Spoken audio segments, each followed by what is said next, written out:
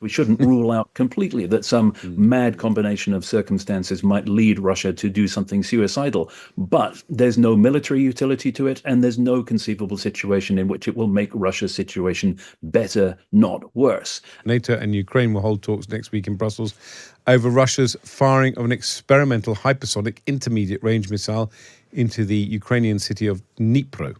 Today, the Kremlin spokesperson said that the strike was designed to warn the West that Moscow would respond to moves by the US and the UK to let Kyiv strike Russia with their missiles. How seriously should we take these threats? Keir Giles, the Senior Consulting Fellow with the Russia and Eurasia Programme at Chatham House, joins me now. Welcome to the show, Keir. Hello.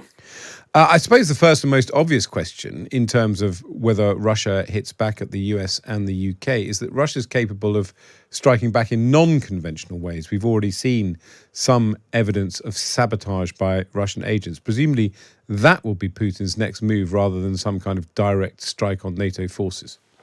Well, it's true, there are plenty of options open to Russia, but of course, what Russia will seek to do is make its displeasure felt in a way that will not actually trigger a response, either from an individual country or, what Russia fears above all, a unified NATO response, including from the United States. So that will be the calibration, that'll be the calculation that Russia will actually be going through at the moment. How far can they push in order to try to dissuade individual countries without actually bringing that whole response in? And that, of course, suggests that the response is likely to be fairly restrained. What Russia does is not likely to upset the United States while we still have a Biden administration, because there's still this residual expectation that that administration will meet its NATO obligations and would respond to any overt armed attack on a NATO country. It's interesting who the kind of the Russians put in the frame. They put the US and the UK in the frame. They don't talk about sort of countries like Poland, which offer a huge amount of support, where Poland, I think, would be in some ways only too happy to get involved in the conflict. Well, that tells you all you need to know about Russia's calculus. They're looking for the weak points in the alliance. They're looking for those countries that they think they have the best chance of intimidating into backing down. But as so often, de-escalation, rolling over in the face of Russian threats, would be the absolute most dangerous thing to do in this situation, because it would confirm for Russia once again that this works, and so it would invite more of it. Instead, it's that promise of a firm, unified response, and one that Russia would find devastating, that will dissuade Russia from stepping this up any further. And in the real world, putting aside the rhetoric, there's no chance that Russia would ever deploy nuclear weapons, even battlefield nuclear weapons, because that really does take us into uncharted territory. Well, in terms of that nuclear element of Russia's possible response options, yes, that's always been called a non-zero chance. In other words, we shouldn't rule out completely that some mad combination of circumstances might lead Russia to do something suicidal. But there's no military utility to it, and there's no conceivable situation in which it will make Russia's situation better, not worse. And with all of that, we have to bear in mind that this campaign that Russia has undertaken to convince us otherwise has been going on not just during the course of the Ukraine war, but over the course of more than a decade. And it's because of that intensive campaign of convincing the world that Russia is on a nuclear hair trigger that we have these conversations now where it's considered a realistic, plausible option. And can you just also, the North Koreans in Ukraine, if they enter Ukraine, I mean, that again is uncharted territory, but of a more conventional kind. I mean, it's fairly astonishing. Well, it shouldn't be astonishing in the context that we've seen growing over time of this being a global conflict. We're facing a coalition of states, for now fairly loose coalition, China, Russia, Iran, North Korea, all of whom have this shared interest in challenging the West and challenging the world order that they want to change. And they're helping each other out. It's not just North Koreans in Europe. It's Russia facilitating attacks on shipping in the Red Sea. It's Russia and China both helping out their friends in building up their capabilities to challenge the West globally. So we need to see this not as something that can be broken down into individual theaters, individual parts of the world, but actually a unified global challenge that needs a unified response. Keir Giles, Senior Consulting Fellow of the Russia and Eurasia Programme at Chatham House, thank you very much for those fascinating insights. I'm joined now by Andrei Zagorodnyuk, who is a former Defence Minister of Ukraine and current chairman of the Centre for Defence Strategy, and still an advisor to the government. Good afternoon. Good afternoon. Ukraine has been allowed to fire foreign missiles into Russia for a long time. What difference, has not been allowed, but has been asking to fire them. What difference will it make that they do now have that permission? Well, you just can't imagine fighting any war where you cannot strike back to your enemy. And that's obviously a problem for you, because essentially they can use their territory to strike on you, and you cannot respond. That's usually wars you cannot win, and that's what Ukraine had for almost 3 years. The only way we could survive is that by defending ourselves in a sort of short range missiles, such as sort of short range weapons, such as artillery, which strikes on 30 kilometers or a little bit more, and sometimes that was the territory of Ukraine, which was occupied by Russia in the first days of the war, or in the previous era of the conflict from 2014. So that is considered as a territory of Ukraine occupied by Russia, and so we could strike there. But we couldn't strike to the territory which legally belongs to Russia.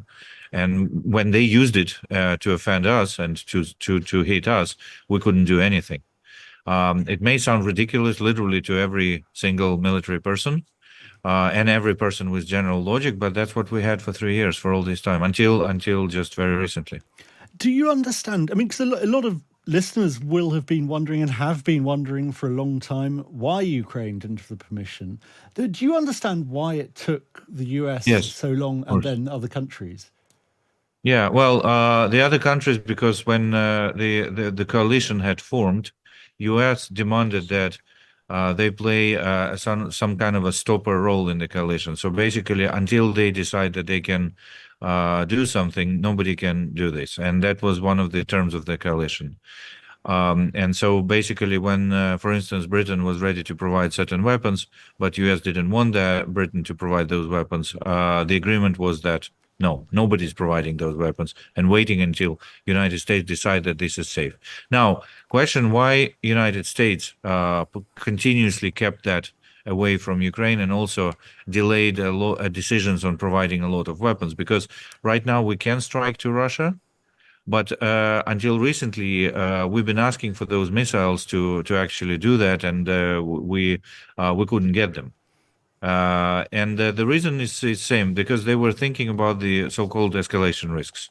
So escalation risks is the risk of Russia doing something which would hurt the security of United States, or would trigger some much bigger conflict. Now, this conflict is already big. It's already involving a whole number of countries, and it's not getting nuclear because there is enough power in the world, and not just from the Western countries, but the rest of the countries, including China, India, and so on, to stop Russia from using nuclear. So that risk is literally close to zero. But the United States still didn't want to make those decisions, and dragged it for years, literally. And there's been this ordeal we had to deal with, like, pretty much during this whole time. And of course, I mean, there has been, in a sense, an escalation.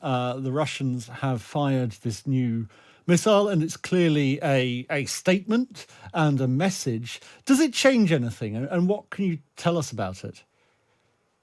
Russia has been using new types of weapons all throughout this war. It's not the first time Russia used something new.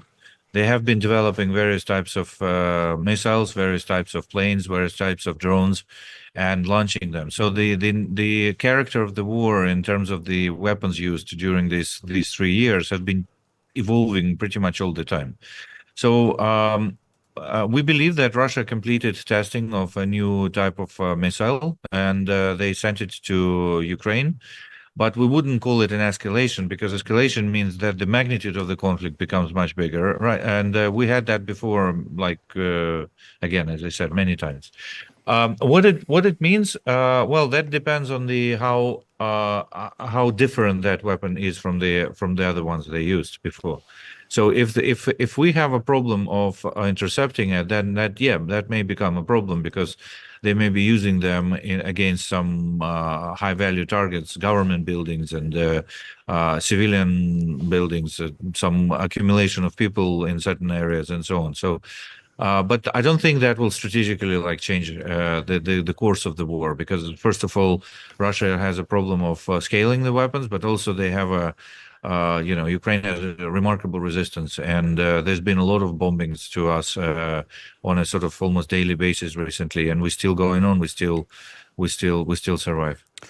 Very briefly, looking back at the events of this week, are you more hopeful or less hopeful about the outcome of this war? It's not about hope. It's the fact that we cannot give up. We have families, we have our people, and we have no other option but to fight for our existence, for our survival. So to be honest, we're not talking in hopes terms anymore. We're just doing our job and doing this as much as we can.